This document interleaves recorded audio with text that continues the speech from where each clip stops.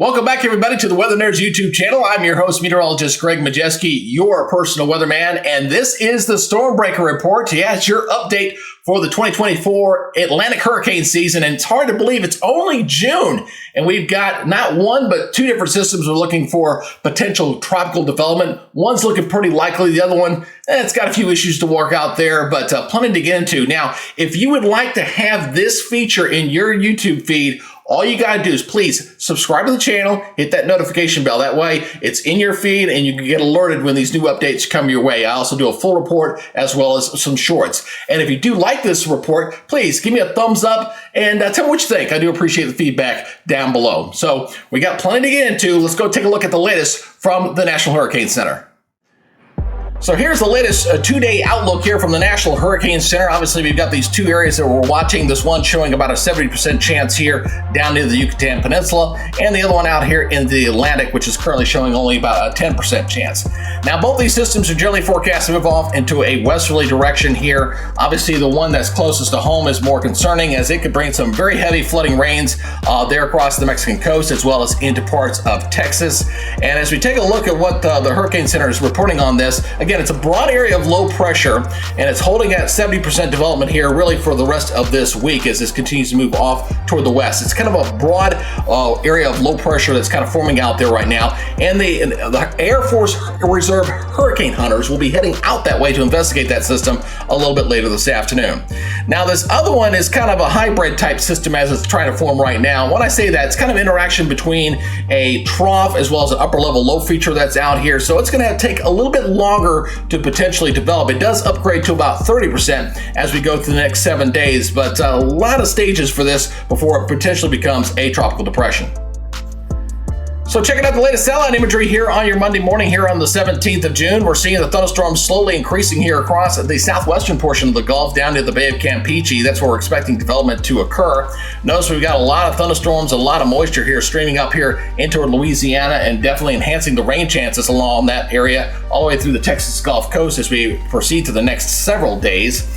Now switching out over to the Atlantic side, looks like a little more hostile environment out here. We're definitely seeing some higher wind shear that's kind of blowing through this zone right now. But again, this is the cluster we're looking at potentially becoming tropical depression as this moves off toward the west. Should be approaching the east coast of Florida and maybe the Georgia coast as we head to sometime into late in the day on Thursday and into Friday. But it's going to take a little bit longer for this area to develop. So the first thing I like to look at is the environment that both these systems are going to be sitting in, especially at the upper levels. Remember, when it comes to tropical systems, they do not like high wind shear.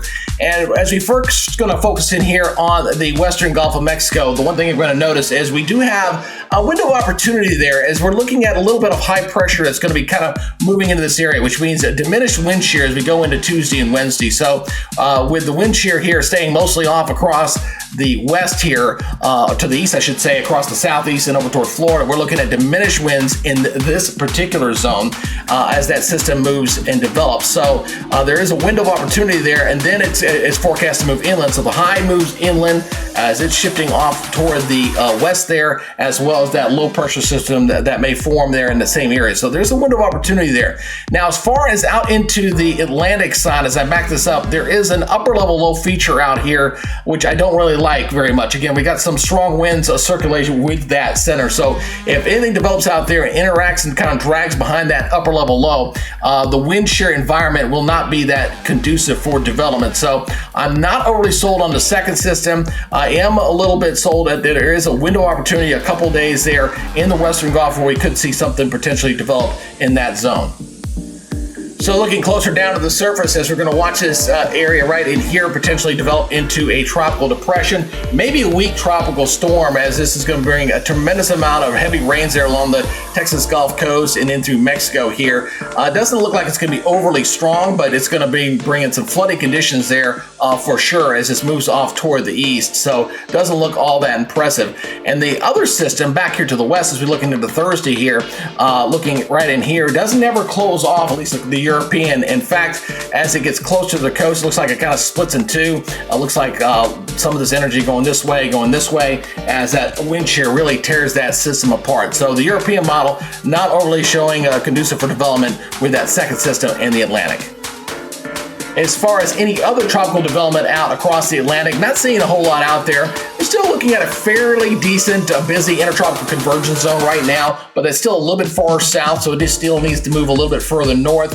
And it looks like the Saharan dust, which you can clearly see here off the coast of Africa, not nearly as prevalent across the Atlantic as it was shown, say, a week or so ago when we were looking at this satellite imagery. As far as though the ocean heat content, that continues to go up and still running above last year's levels. You see that right through here as we're tracking very, very high. That blue zone is your typical average, so we're kind of averaging what we would see here toward the end of August and not the middle of June, as we're still looking at some very warm ocean heat content out there for tropical systems to develop. On top of that, we continue to see the wind shear beginning to continue its descent downward, as you typically see as you enter the summer months. So the environment out here will definitely get more conducive. And keep in mind, with that La Nina year, that wind shear factor will continue to diminish as we go through the summer months.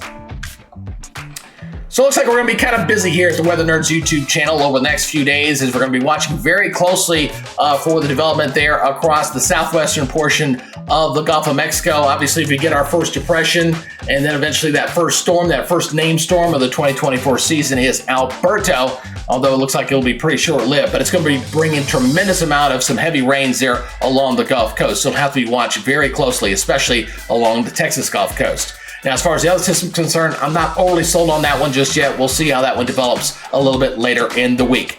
And if you would like to get these updates on a regular basis in your YouTube feed, please, all you got to do is subscribe to the channel and hit that notification bell so you're alerted on when that future content is posted. And as always, you can help me out by sharing this with your family, with your friends, and please give me a thumbs up and leave me a comment down below. I really do appreciate it. All right, that'll do it for this edition. You guys take it easy. We'll see you on the next one. Be good, stay safe, and we'll see you next time.